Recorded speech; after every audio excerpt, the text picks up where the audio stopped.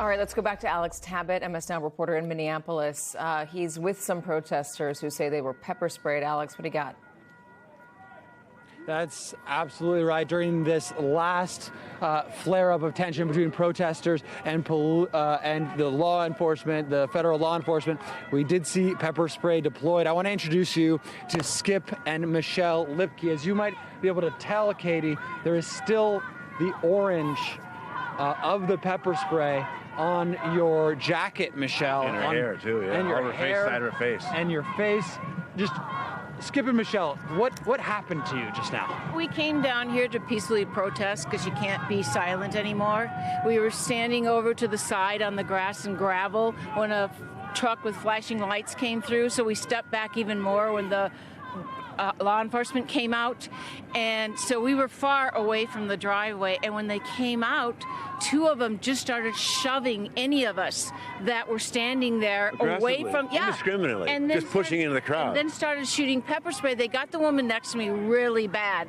I did not get it as bad. It's stinging on the side, but they really got her. But they pushed you down. They pushed. I had to step in the way between her and the guard, say, she's 70 years old. Come on, she doesn't need to be pushed to the ground. Stop. And then he backed off, knew how old we both were. But I mean, aggressively, randomly, just dispersing in the crowd, firing, pushing people down. Yeah. We weren't part of the melee. We were off the side, and we were involved in stopping the car in any kind of way. They just were randomly pushing not in people the down. driveway. And it wasn't until I explained her age, stop, she's an older woman, stop, and that they stopped and backed off.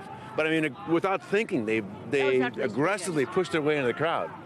And, there's no reason. They did back off when I said stop, and they backed off, said, okay, fine, and went somewhere else. But they didn't think. They didn't stop to think for a moment of pushing people to the ground and shooting that pepper spray. That one girl got hit pretty bad. People that weren't in the way. We were like a good 10 feet back or more from the driveway. Right. And she just got sprayed in the side of the face, and she feels it stinging now. Yeah. She says, I want to go home and wash this off. It stings. And fortunately, I have my glasses on, so it went in my eye, but didn't get in my eye. But, it's stinging already. I don't know about the people that actually got hit in the face. Really got but it hit had was to really in bad hurt. shape. And there was no need for any of that. She left. The crowd wasn't at a stage where they needed to be pepper sprayed and aggressively put down like that. It was just so unnecessary. I mean, given what we've seen in the last 48 hours and the last 20 minutes with what happened to you, what do you make of the training of these Border Patrol agents? I think they're undisciplined, and they're not training like crowd handlers. I don't think they've had the training. They're aggressive. They see anything as an assault. They want to put down, and I don't think they're disciplined enough to have that training. And my larger question is, who are these people? Where are they coming from? What training do they have? Are they Proud Boys? Are they Oath Keepers? Where are they getting these people from? Because our police in Minneapolis have a hard time recruiting people, qualified people to go through training. Who are these guys? Where they're from?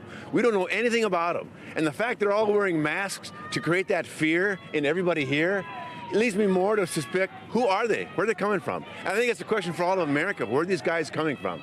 I don't know. Michelle, is there anything that you want to say? No, just that I was totally far away from it all, and they just came over and started shoving us all down and spraying us. Well, I hope you guys can wash off. Hey, Alex. Thanks so much. Alex, Appreciate thank you for it. taking the time. Alex, Take care. Alex, One great moment. interview. We might have one more question for you. Great interview. If you could ask them why they decided to show up today, why they want to be there out in the cold in front of this this facility. Obviously, it's cold out here, and yet you guys are still out here. Why is it so important for you guys to be out here? My dad fought in World War II, in Battle of Bulge. He'd be rolling in his grave to see what's happened to America now.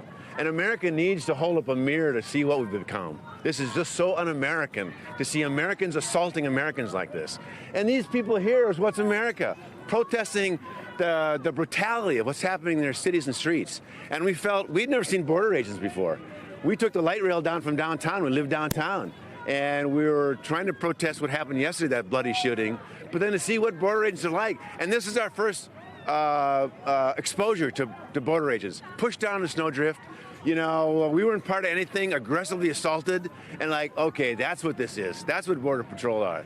And they want fear. They want to project that intimidation. And that's frightening for all of America. We protested in the No Kings things peacefully, and we believe in peaceful protests.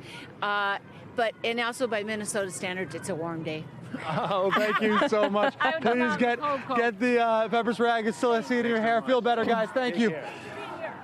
You heard it there, Katie. 72-year-old couple out here peacefully protesting, getting pepper sprayed. That was a great interview, a really genuinely great interview. Alex, thank you very much for bringing it to us. And I guess I should have known it was kind of a warm day there since they weren't wearing hats, warm by Minnesota standards.